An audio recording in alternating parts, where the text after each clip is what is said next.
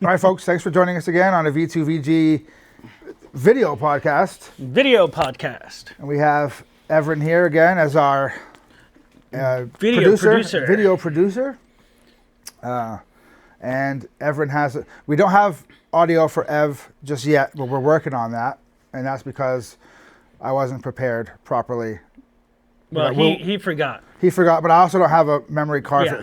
It's a joint forgetfulness, but we will work on that. So we're gonna do like some Q&A and experiences from when we were in, what not to do, those type of things. Oh, we're in a new office. Yes, that's right. This is the first video in the brand newish office. Yeah, newish. Well, it's new to you, but kind of semi-new to us. You'll see the new production area over there later when we get that set up. But this is our actual working zone. We probably won't film much over here, but whatever. It doesn't matter. It's new. It's a lot bigger than our old space. Yeah. So what do you think, Ev? It's nice. It's comfortable. It's a lot more comfortable than before. So I guess we'll get right into it. So it's training questions, right? Yeah, basically. Well, why don't we start with when we were in? So you joined in '97. So I joined split ops training. I joined the National Guard, the Army National Guard in 1997. I was still in high school. I was a junior. Is that before senior? Yeah. Yeah, so I was a junior. So I went to basic training, Army basic training, my junior summer. I came back after basic training, finished my high school career. And then, after my high school was over, I went back to AIT, Advanced Individual Training, and finished my training there in the Army then. And then I was like, yeah, I don't want to be in the National Guard. It wasn't what I expected it to be, so I transferred to active duty shortly thereafter, just prior to the terrorist attacks of 9/11. Matter of fact, I put my packet in to go active duty, and it was approved coincidentally on 9/11. Yeah, so Go figure. So what about you, Chuck? So I joined in 2003.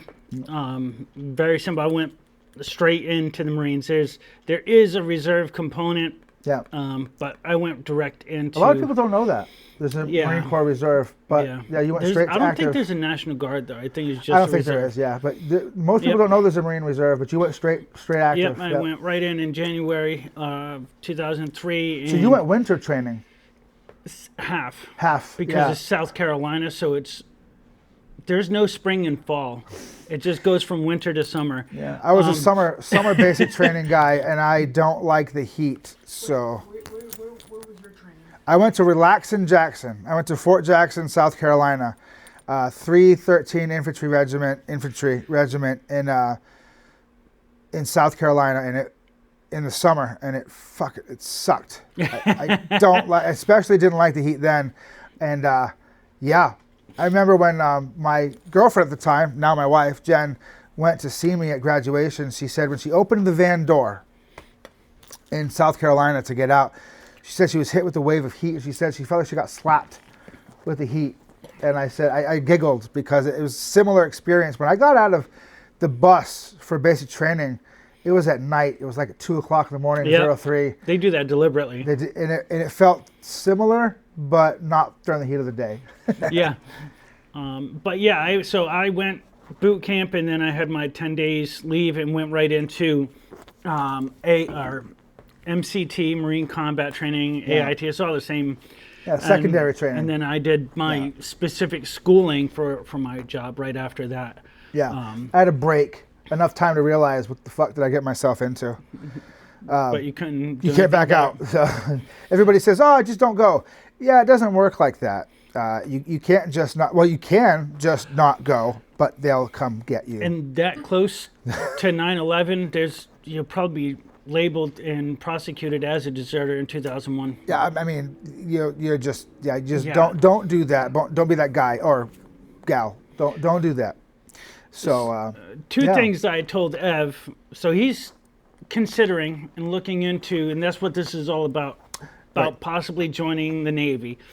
So the two things I told him definitely don't do before you go to boot camp One is don't get your hair cut all high and tight. You know about There was this a too, couple right? people who did it, including me, but I didn't get high and tight. But I did cut my hair short, and so I kind of skated by. But there were some people who got, They get a pound of hair one way or another. they're gonna get you. Yeah. Get you. You'll still get in line. You'll still get, yeah. And then the other one I told them is don't get a motivational tattoo before going to boot camp because Oh, man. you will be center of attention the whole Oh, time. yeah, that's bad. They'll There's, make fun of you. oh, yes, they Oh, will. Yeah, you don't want the drill sergeants, drill instructors, Yep. or tech instructors for I think the Air Force. Or division commander. Yeah, you don't want them to know your name, especially not right away. That's bad. Oh yeah. So those are the two Army, you definitely dirty recruit. don'ts. You know. And then before we get into kind of our experiences in boot camp and in training, the other thing, and this is you can attest to more of this, is the importance of reading the contract before. Yeah, that's very important. So important, So especially. you can, you can explain the situation with Matthew. And, Yeah. So my son Matthew, my oldest son Matthew, he joined the Air Force. He was initially going to join the Army, and he went to the recruiter and he picked out a job. He wanted to be an MP in the Army, and he signed the contract, or he was going to sign the contract, and he very carefully read the contract before he signed it, and he said, "It doesn't guarantee me a job in the military police." And the Army recruiter gave him some bullshit about, oh yeah, well, it's the needs of the Army, and when you get to basic training, you can re-sign when you get there, and then they'll put you into the military police. And he said, no, I don't think that's the way that this works. You can't re-sign a contract. It says very clearly that they're going to assign me to an MOS, which is a military occupational specialty, a job. Based on the needs of the Army when I get to basic training, and so on and so forth. And that's not what I wanted. I very specifically picked out military police and a date. And the recruiter was like, yeah, but you wanted to go to basic on such and such a date. There wasn't an opening, blah, blah, blah, all this bullshit. And Matthew's like, I'm not signing this shit. I said I wanted this job, and I'm not signing a needs of the Army. And so read the contract. So Matthew went literally across the hall to the Air Force recruiter and said, I want to be an Air Force MP, which is called Security Forces.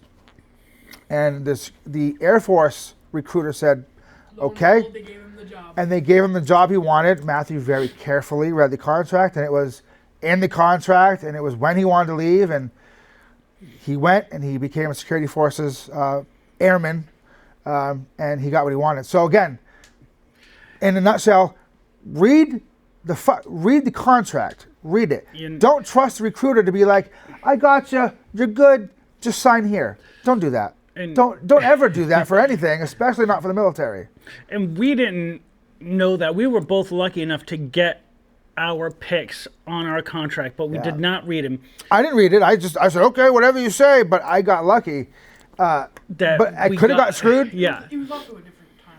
that's true. It's a different time. Yeah, but The it's true. one thing Matthew had an advantage of is he had us. He was able to talk to us about all these terms, all the same things you're talking about.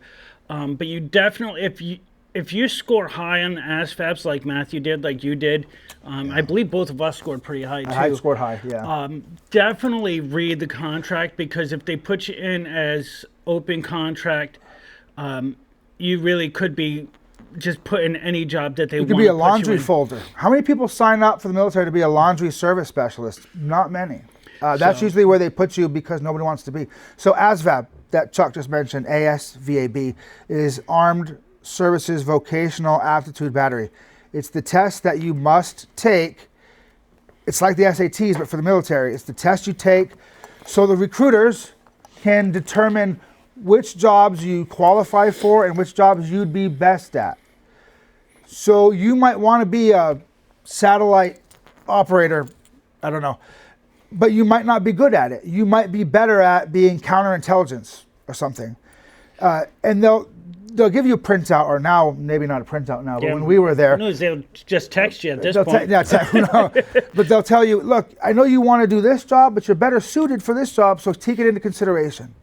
So you have to take an ASVAB, and they'll tell you what jobs you're better suited for. So you can take that into consideration, talk to your recruiter, and you can work things through. And that's what that is. It's the military version of the SATs, Yeah. kinda. And it's weird because it's not based on 100%. No, it's a not. weird. Yeah. It's like I think average is something like 37%, 37 score. It's so government math. weird. Yeah, it's so So, ridiculous. I mean, that may have changed. It's been a minute since we've been in. Yeah, it's but been a little. either way, it's not 0 through 100. It's not. It's Yeah. not that. But either way, it'll tell you what you're good at, what you're not great at, and what you're just not qualified for. You might want to be a satellite or drone operator, and they'll be like, yeah, you can't. You're just not smart enough, or your aptitude isn't for that. It's not an insult. It's just you're not qualified for it. However, there are waivers. Yes, there's There's waivers for almost everything. So you might say, somebody might tell you, oh, you can't join the military because you're this, that, or that. Look, don't listen to your barracks buddy. Talk to the frickin' recruiter. They'll tell you if they can get you in, they can get you a waiver Yeah. for it. All right? Talk to the recruiter. The recruiter will tell you if you're qualified Yeah. for the military, if they can get you a waiver for it. Your buddy down the street might think that they know, but they're not the recruiter. Well, even Right. if a recruiter is saying ask anyway, because I tell you, we had people who had criminal issues. We had people that Medical. really just weren't all that great intellectually and barely True. passed ASVAB. And they were, if you have a dedication to join and you have a good recruiter, they're going to help you join. They're going to find a way Look, through it. history is full of people, especially in World War II, who got denied by various branches for various reasons, and they joined anyway for, maybe not legally, but they got in. Well, yeah, they Audie also Murphy had and- 13-year, 14-year-old kids. But they got in. So if there's a will, there's probably a way. Yeah. Maybe. So the world is full of the almost joins. You don't have to be part of those ranks necessarily. You might be, but there's a good chance that you can get a waiver to join. So if you want it, there's a good possibility you'll get in. Just stick to your guns and see what you can do. And there is delayed entry too. So if Delayed you entry program. are want to join and maybe you have a weight issue or you have You gotta get your test scores maybe up. even things for like smoking pot. If you still want to join, they will help you by extending that time before you go Yep. to get this out of your system. They'll help you get on a PT regimen. Or drug reduction, things like smoking that. cessation, So- whatever. So the delayed entry program, what they typically do, at least what they did back when we were joining up, was you'll be part of a unit, kind of like JROTC, sort of, where you report to a squad, a platoon of other delayed entry Yeah. program candidates, recruits, and then you do stuff and you get a fancy shirt, whatever. Yeah, and they focus on the things you need to improve on or whatever. Yeah. So you know. again, if there's a will, there's a way. That's right. So one of the other things you were asking me, and I'm curious to see how Eric responds, was did the drill instructors yell and swear at us? And then the follow-up to that was, did they ever go hands-on?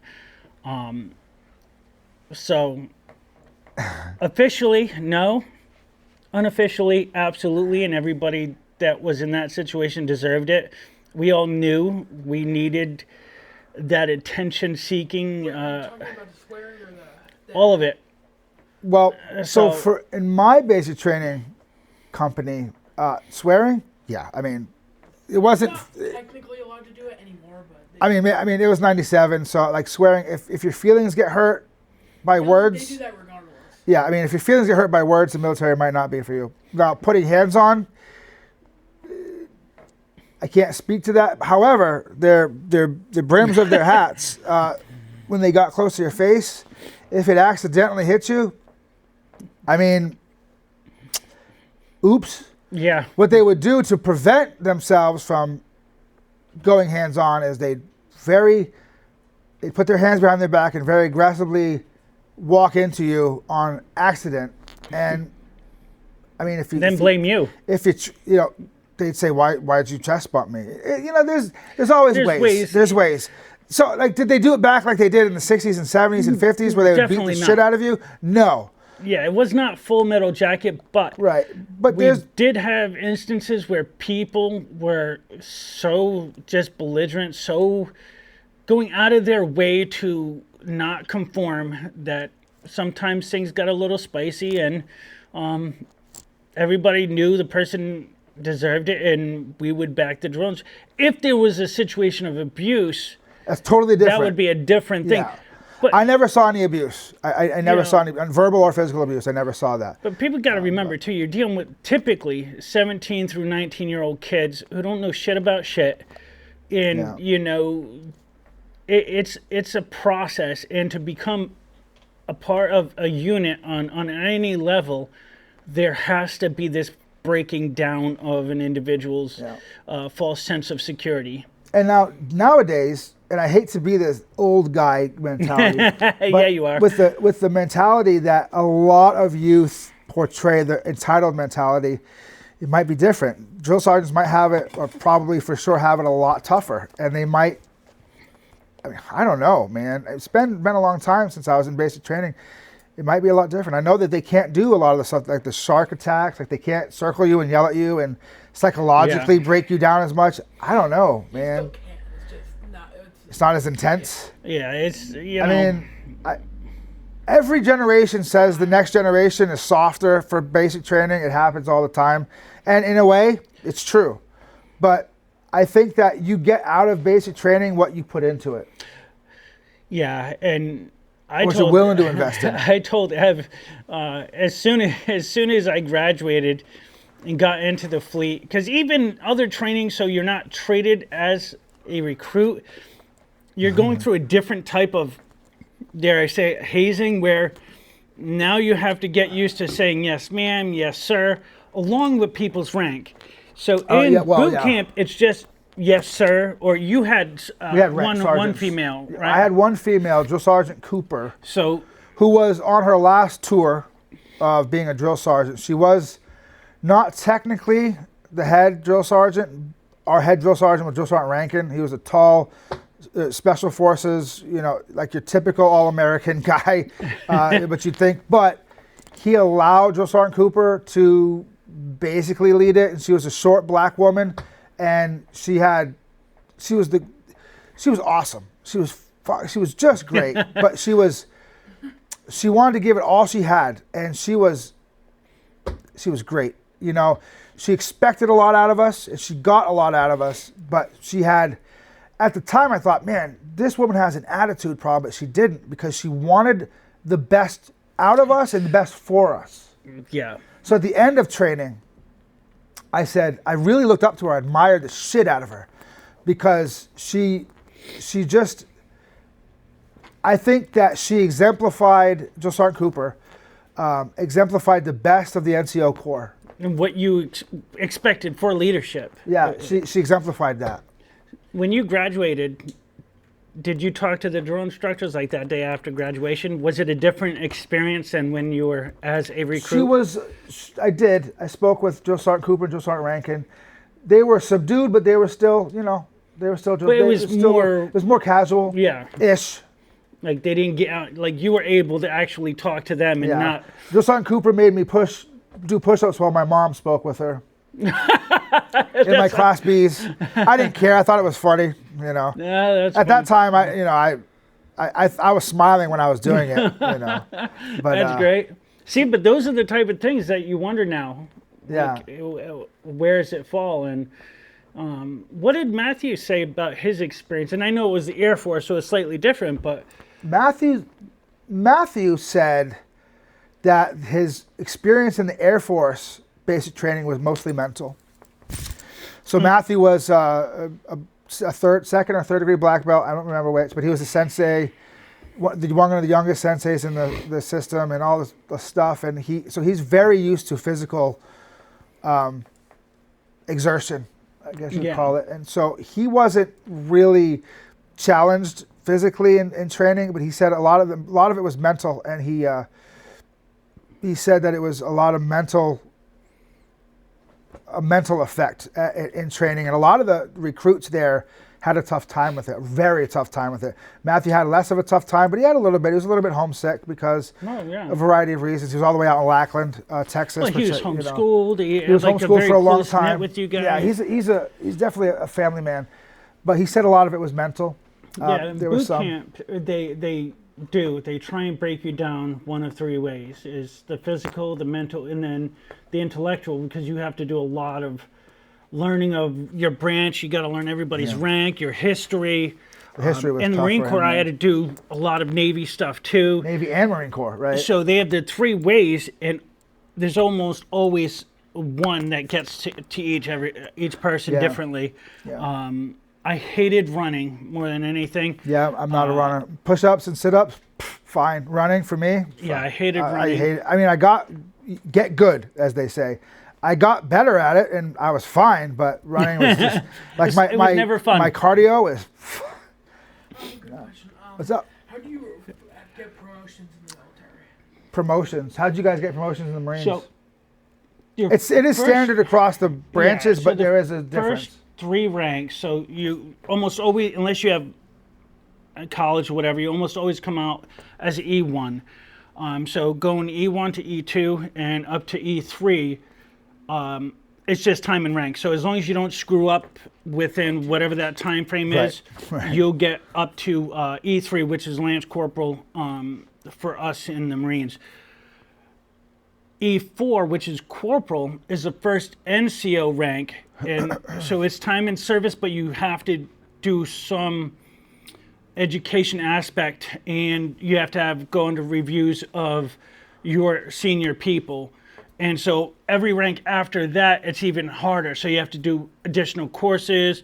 You have to get extra martial arts training or extra firearms training, maybe learn how to shoot with a pistol. You have to get all these additional things, plus a review of your performance. And but E4 for you guys is a little different because you have a split.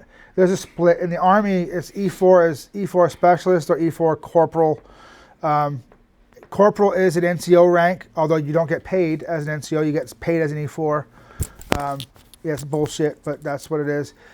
Still, E4, your rank is your grade. Your grade is what you get paid at. Is an E, which stands for enlisted, 1, 2, 3, 4, 5, 6, 7, 8, 9. Your rank is private, private 2, PFC, which is private first class, specialist or corporal, sergeant, blah, blah, blah, blah, blah. And it's very similar to the Marine Corps or all the branches. In the beginning, you get your rank based on your time in service.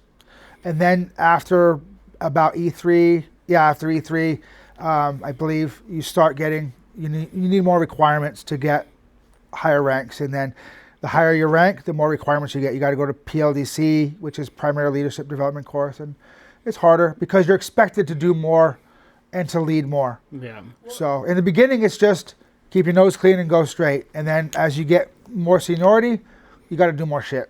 What rank were both of you? So I was an E4, Specialist and Corporal, but my highest rank was an E4. Yeah. Yeah, and I got out as an E3. I had some issues with my wife at the time. There's some stuff that happened, but I did not get to a point where I could get my good cookie, my good conduct medal. So good conduct medal is 3 years, every 3 years, at least in the Army. Yeah, it's every 3 years, as long as you don't get NJP'd or any type of written, documented punishment. So you get a good conduct medal after 3 years of no slap on the wrist and whatever, and it looks nice. It comes with like a little certificate, and it's something something ribbon, that does look fancy good. ribbon on your uniform, and whatever. And it's on the DD-214. It's one of the. It is. It goes on it's your a DD-214. If your DD-214 is not screwed up, and we see it all the time. The military screws up shit all the time. But it's a government bureaucracy. What do you want? Yeah. But the higher your rank, and pay is commensurate with rank. Yes. But it's a little bit complicated. So the higher your rank, the more you get paid. Additionally, you get pay raises based on your time in service. Yeah. So you could be an E3 with a lot of years in service getting paid more potentially than an E4 who just got promoted. So It's a little bit complicated. Yeah. I don't know all about that, but it is possible. And rank it's a good indicator, but not always the best indicator of a soldier or a Marine. Oh, that's You for can- sure. You could be, You can be have a good low-ranking person E3s going out, you're doing who shit. know your shit, and then you can have E5 sergeants who quite literally kissed ass to get to where, Yeah. and they end up getting out after 10 years because they fail to be able to get promoted. So that will happen is they will kick you out after so many times of being at a rank and you not making that promotion board. Whoops, I didn't know we 25 minutes. That's all right. Part of the problem with the military is people, so you got to respect the rank, but not the man or woman. So you got to give the rank the respect, but not necessarily the person. And the military is big on that. Respect the rank and not necessarily the person. Because you'll get there and be like, man, this sergeant or lieutenant or whatever is a real shitbag. You got to respect him. The rank, but not the person. Otherwise, you're going to get in trouble and you're going to get NJP'd or worse. Yeah. You got to bear that in mind if you join the military. If like, this person might be a real piece of work, but it's not the person, it's the rank that they wear. And that's how you keep the professionalism going. Otherwise, we'd just be a really crappy military. Yeah. You have any final questions for us? I know we're coming close on time here. No, not. Any final words as far as being a soldier? And Yeah, I had an NCO, Sergeant McAdoo, who's now a command sergeant major. He, one of the finest NCOs I know. He said, the military is very easy. And I said, I kind of giggled and I said, why is it easy? He goes, you know what? Well, you can sum up the military service like this. Show up in the right place at the right time in the right uniform and do what you're told, and you'll do perfectly fine. it really is pretty much just that simple. 4 things. Right place, right time, right uniform. Just fucking do what you're told. That's it. That's why so many of us have trouble getting out is really having to think for yourself, make decisions in different ways. You get that- institutionalized Yeah, like a it's- prisoner. All right, I think we're good. Yeah, thanks for joining us.